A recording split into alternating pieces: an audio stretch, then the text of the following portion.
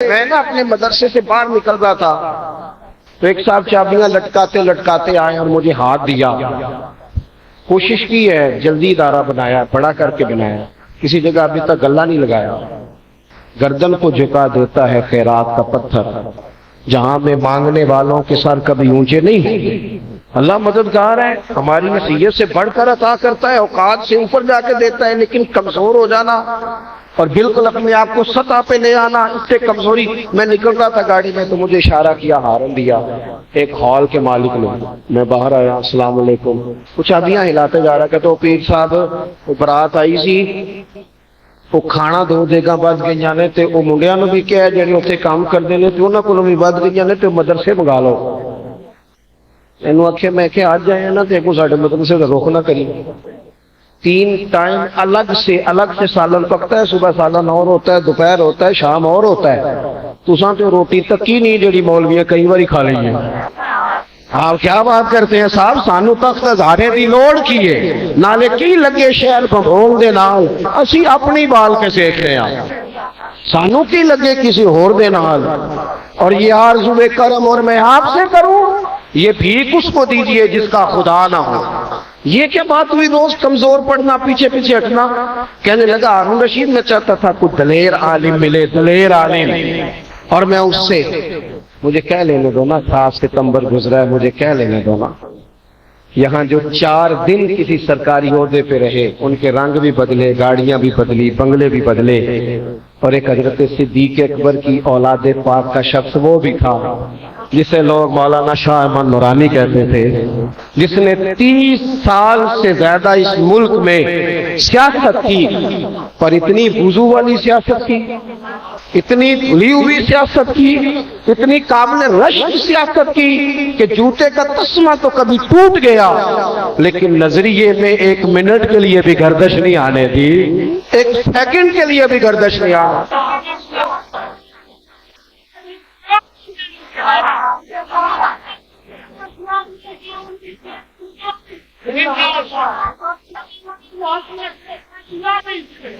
کسی نے کہا مولانا بڑے حالات عجیب و غریب ہوتے ہیں، اور کراچی تو شہر ہی بڑا نازک ہے، یہاں تو حالات ویسے ہی تھوڑے کمزور ہوتے ہیں، تو اتنی مضبوطی.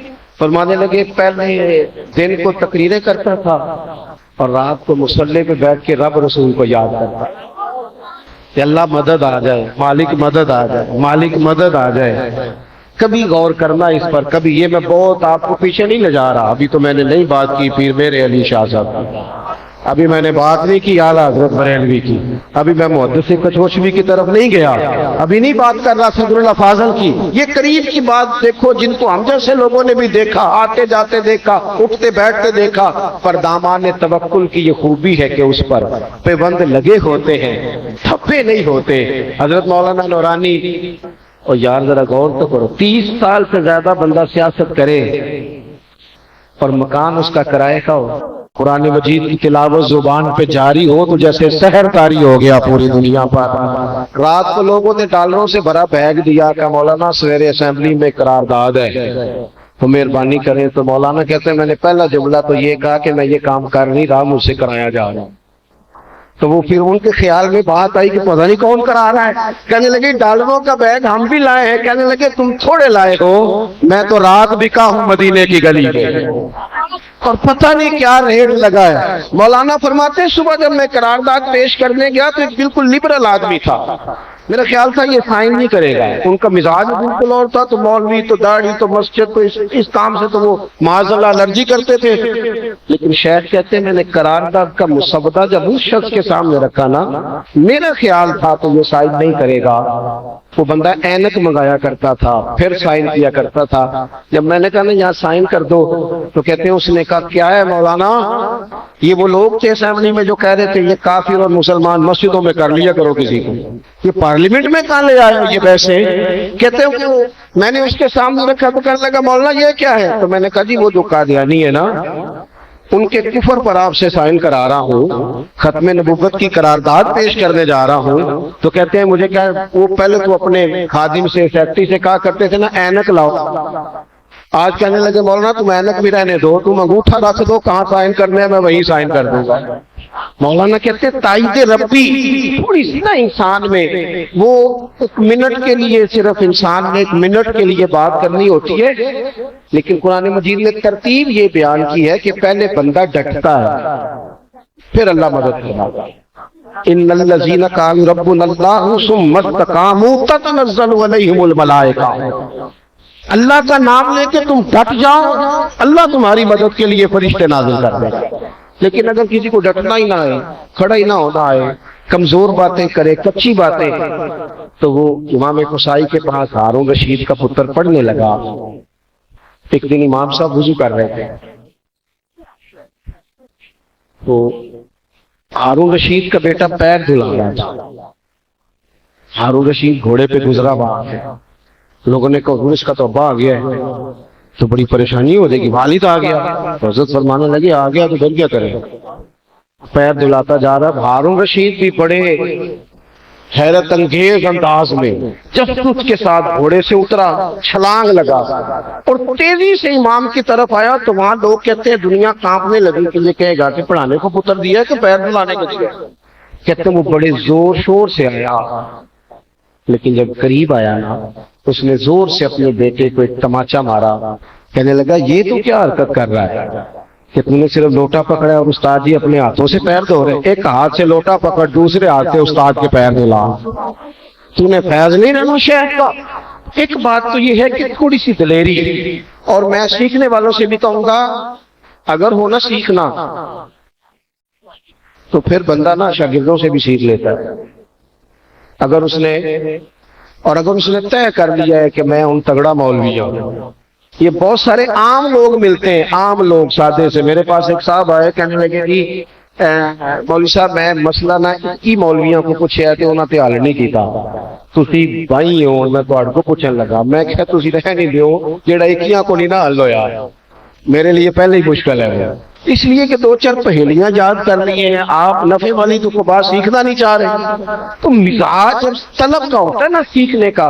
میرے ایک دوست ہیں، انہوں نے مجھ سے کچھ چند لفظ پڑھے ہیں تو مجھے استاد جی کہتے ہیں۔ میرے پاس گاڑی نہیں تھی تو میں نے ایک دن ان کو فون کیا، کوئی کام تھا تو مجھے کہنے لگے کبھی چکر لگائیں۔ میں نے ان سے سیکھا، کبھی چکر لگائیں۔ میں نے کہا یار تو دعا کرنا اللہ کو چھوٹی گاڑی دے دے تو پھر انشاءاللہ آئیں گے۔ کہنے لگا استاد جی اللہ کو نہ منگنی جائے تو بڑی ساری منگو، چھوٹی سی گاڑی کا کیا مطلب ہے، میری بندے سے مانگنی۔ تو میں سکھر موٹر وے پہ چڑھا، واپس آنے کے لیے سندھ کے کچھ شہروں کا سفر ہم نے کرنا تھا۔ موٹر پہ میں چڑھا تو میں نے اپنے ڈرائیور سے کہا لو بھائی اب یہ لاہور تک موٹر وے ہے، تمہیں دقت کوئی نہیں ہوگی، چلاتے جاؤ سکون سے۔ تو وہ کہنے لگا جی پڑھے لکھے تو آپ ہی ہیں پر چھوٹی سی بات میں بھی کر دوں۔ میں نے کہا کرو۔ کہنے لگا جی اس پہ گاڑی چلانا مشکل ہے، اس لیے کہ نیند آنی شروع ہو جاتی ہے۔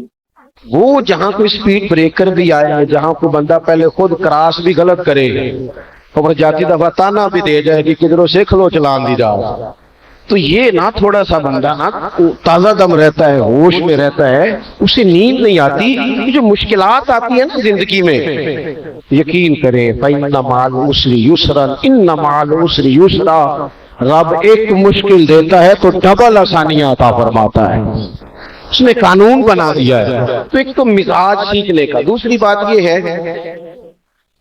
کہ الفاظ کے ہیر پھیر میں انسان لگا رہے اور کبھی اس کا لطف نہ لے، اس پر کبھی عمل نہ کرے، تو کئی دفعہ الفاظ کا گورکھ دھندا تو بن جاتا ہے لیکن وہ بندے کو نفع نہیں دیتا۔ اللہ کے حبیب علیہ السلام نے فرمایا اے اللہ میں اس علم سے تیری پناہ چاہتا ہوں جو علم تو ہو پر نفع والا۔ جو بندہ تھوڑا سا سیکھے نا اس پر عمل کا مزاج پیدا کرے۔ عمل حضرت مجدد الفسانی شیخ احمد فاروق سرہندی رحمۃ اللہ علیہ طریقت میں نقش بندی طریقے کے مطابق انہوں نے کسی شخص کو منازل سلوک طے کرائی، وہ جو لطائف تھے، جو چیزیں اسباق ہیں جو ہمارے سلاسل کے، وہ سارے آپ نے طے کرائے اور پھر آپ نے اس شخص کو، وہ عالم بھی تھے صوفی بھی تھے، پھر ان کو اجازت و خلافت عطا فرمائی۔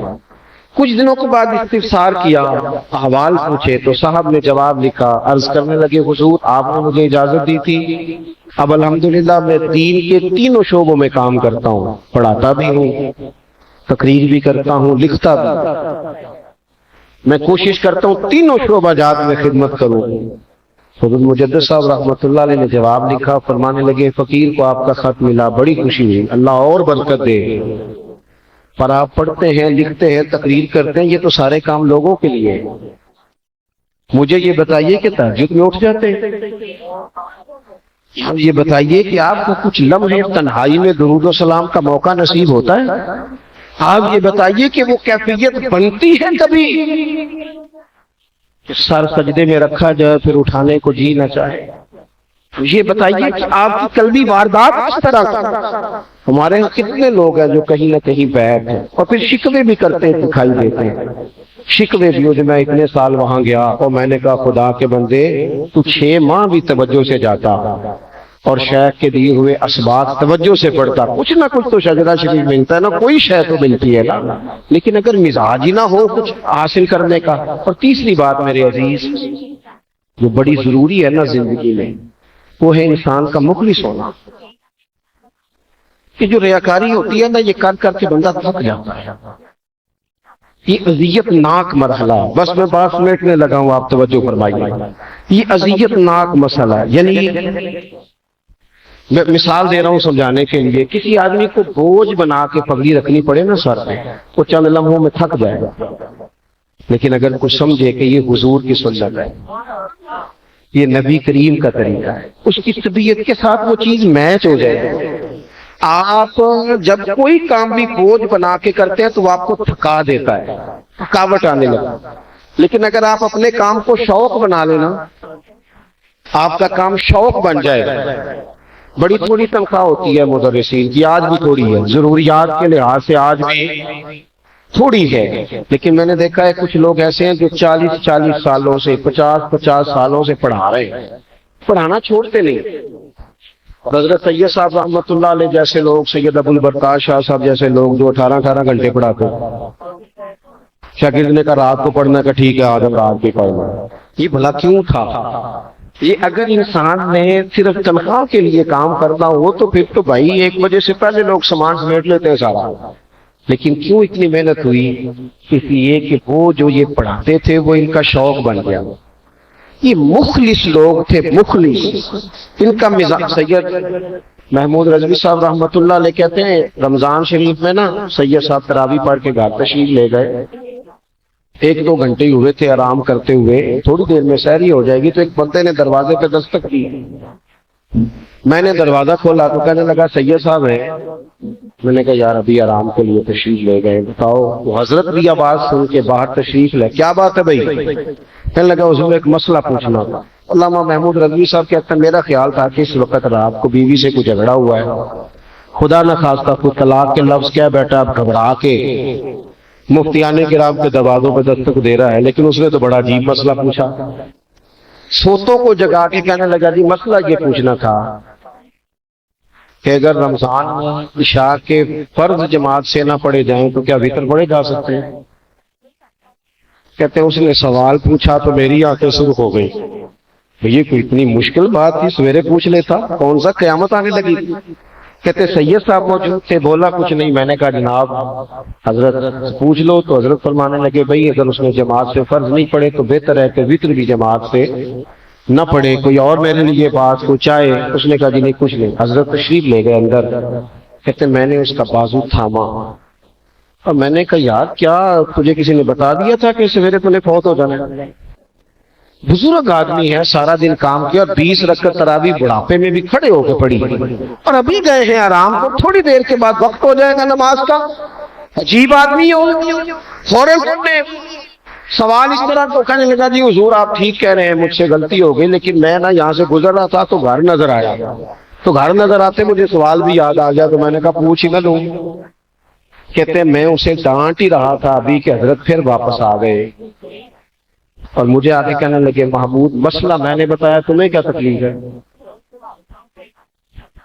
تمہیں کس نے کہا اس کو ڈانٹنے کو؟ کیا مسئلہ ہے؟ کہتے حضرت نے مجھے اچھی طرح ڈانٹ پیٹ دیا پوری طرح جلال میں. بدر اس شخص سے کہنے لگے معذرت چاہتے ہیں بھائی آپ اپنے گھر جائیں. کہتے ہیں جب وہ چلا گیا پہلے غصے میں تھے، پھر میں نے ان کی آنکھوں میں عجیب روشنی دیکھی اور میں نے ان کے بوڑھے ہاتھوں کو اٹھ کے اپنی کمر پر آتے دیکھا اور پھر میری کمر پر اور سر پر ہاتھ پھیر کے کہنے لگے محمود خدا کا شکر ادا کرو کوئی دین کی بات پوچھنے آئے. اللہ کا شکر ادا کرو کسی نے آ کے ہم سے دین کی بات پوچھی. میں تو چلا گیا تھا سونے کے لیے، ایک اور نیکی میرے حصے میں لکھی کہ میں نے کسی کو دین کی بات بتائی. جب آپ پر چیزیں طاری ہو جاتی ہیں، دیکھو ذوق شوق زندگی کا حسن ہوتا ہے. جو لوگ تھکی تھکی اکتائی باتیں کرتے ہیں نا، میں مختلف شہروں میں جاتا ہوں تو لوگ بعض اوقات وہاں کے مقامی خطیب صاحب کی، عالم صاحب کی کسی بات کا شکوہ کرتے ہیں، جناب آپ دیکھیں یہاں یہ ہوتا ہے. تو میں ان سے کہتا ہوں کہ میں 2 گھنٹے کے لیے آیا ہوں، میں گیا، یہ یہاں آپ کو جب بھی ضرورت پڑے گی یہی عالم آپ کے پاس آئے گا.